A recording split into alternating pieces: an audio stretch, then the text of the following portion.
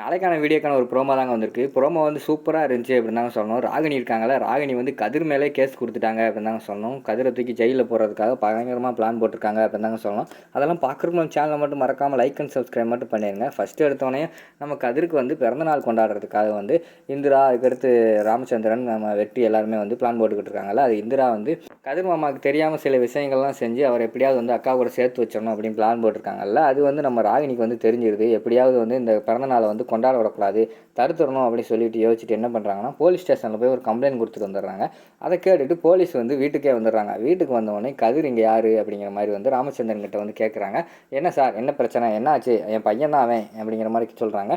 ஆனால் இல்லை சார், அவர் மேலே வந்து ஒரு கேஸ் வந்திருக்கு அப்படிங்கிற மாதிரி சொல்கிறாங்க. யார் சார் கொடுத்தது, என்ன கேஸு, இப்போ தானே ஒரு கேஸ் எல்லாம் முடிச்சுட்டு வந்தோம் அப்படிங்கிற மாதிரி வந்து நம்ம ஜெயா வந்து சொல்கிறாங்க.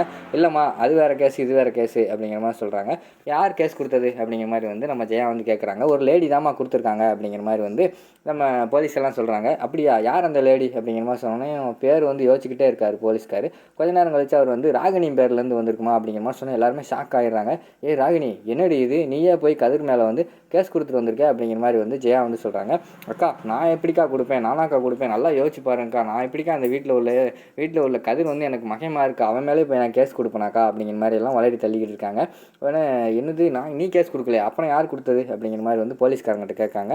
நீ ராகினின்னு தான் பேர் வந்துச்சு அப்படிங்கிற மாதிரி வந்து போலீஸ்காரங்க சொல்கிறாங்க. ஒரு டைம் திருப்பி ஒரு டைம் அந்த கேஸை வந்து செக் பண்ணி பாருங்கள் அப்படிங்கிற மாதிரி வந்து ஜெயா வந்து சொல்கிறாங்க. ஒரு நிமிஷம் வெயிட் பண்ணுங்கள் அப்படின்னு சொல்லிட்டு பாக்கெட்லேருந்து அந்த பேப்பர் எடுத்து பார்க்காங்க. அதில் பார்த்தோன்னே ராகினி இல்லை. சாரி மேடம், ராகினி இல்லை, ரோஷின்னு வந்திருக்கு, நான் தான் தப்பாக சொல்லிட்டேன், சாரி மேடம், ரோஷிங்கிற ஒரு பொண்ணு தான் கேஸ் கொடுத்துருக்காங்க அப்படிங்கிற மாதிரி வந்து நம்ம போலீஸ்காரங்க சொல்கிறாங்க. ரோஷியா, அவள் இப்போ தானே கேஸ் கொடுத்தா, திருப்பி அந்த கேஸ் தான் எல்லாமே நம்ம இந்திரா தானே ஜாமீன் எல்லாம் வாங்கிட்டு வந்தா, திருப்பி எதுக்கு இந்த கேஸ் வந்திருக்கு அப்படிங்கிற மாதிரி வந்து ராமச்சந்திரன் கேட்குறாங்க.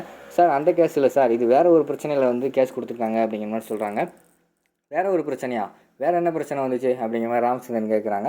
அது வந்து அவர் வந்து அவரோட சொந்த குழந்தையவே வந்து கடத்தி கொலை பண்ணுறதுக்கு முயற்சி பண்ணார் அப்படின்னு சொல்லிட்டு அவங்க மேலே கேஸ் கொடுத்துருக்காங்க அப்படிங்கிற மாதிரி சொன்னோடனே ஷாக் ஆயிடுது நம்ம கதிருக்கு. என்னது இது, இந்த கேஸ் அப்போ கொடுத்துருக்காளா அப்படிங்கிற மாதிரி வந்து ஜெயா வந்து கேட்குறாங்க. ஆமாம், அவங்க தான் கேஸ் கொடுத்துருக்காங்க அப்படிங்கிற மாதிரி சொல்கிறாங்க.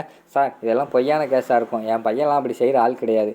அது மட்டும் இல்லாமல் அவளுக்கு வந்து என் பையன் மேலே வந்து முன்விரோதம் நிறைய இருக்குது. நீங்கள் வேணால் இதுக்கு முன்னாடி கேஸ்லேயும் பாருங்கள், என் பையனை தேவையில்லாமல் தான் மாட்டி விட்டுருக்கா.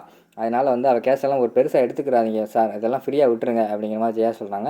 இல்லை மேடம், அப்படியெல்லாம் விட முடியாது, கேஸ் கொடுத்துட்டாங்க, எஃப்ஐஆர் வந்து போட்டாச்சு.